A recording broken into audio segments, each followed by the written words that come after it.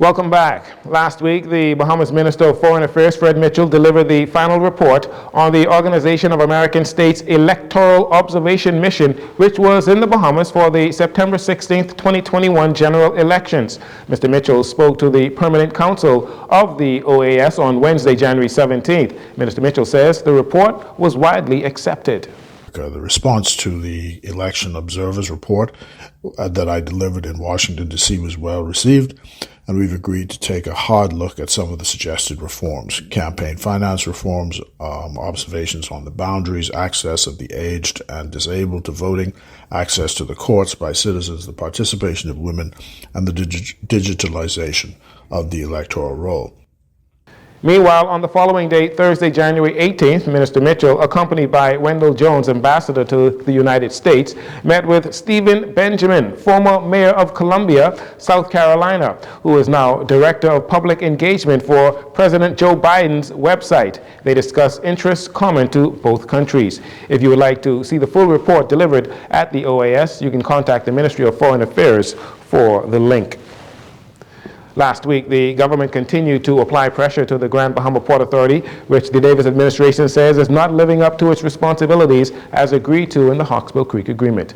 The Davis administration plans to take its claims for the reimbursement for providing public services and infrastructure in Freeport to arbitration.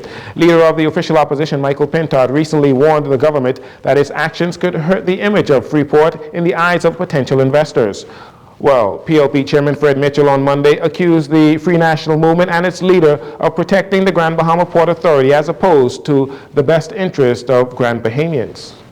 I've been advised that Michael Pintard, leader of the opposition, is still running interference for the Grand Bahama Port Authority.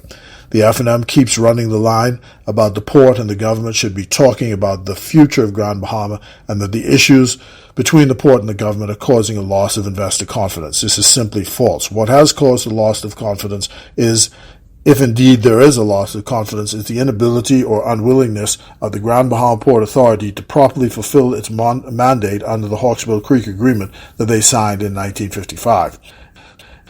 The PLP chairman also said the following about the Grand Bahama Port Authority. Instead of promoting the city, there's been a steady retreat by them, the most obvious abandoning the airport and abandoning the Grand Lucayan Hotel.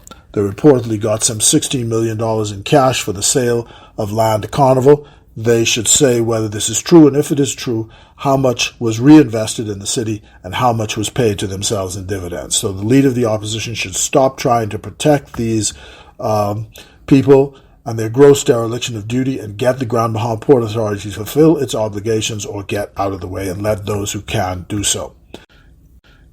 Prime Minister Philip Davis in November of 2023, during a cabinet meeting on Grand Bahama, confirmed that the government is willing to purchase the Port Authority if no private investor or buyer emerges.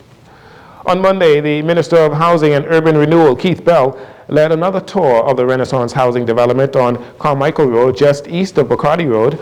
Accompanying him was the Minister of State for Housing and Urban Renewal, Lisa Ramming, along with the Permanent Secretary in the ministry, Mrs. Prenell King-Roll. Also in attendance were representatives from the Bank of the Bahamas and the Teachers Credit Union, who will be partnering with the Ministry of Housing to assist applicants in securing loans for the newly constructed homes in the government's new development. The Davis administration has embarked on a renewed and aggressive affordable homes project, and Renaissance at Carmichael, where the 70-acre development contains 365 lots with 200 homes to be completed in the first phase, is a part of that project. Prime Minister Davis also recently toured the new housing development.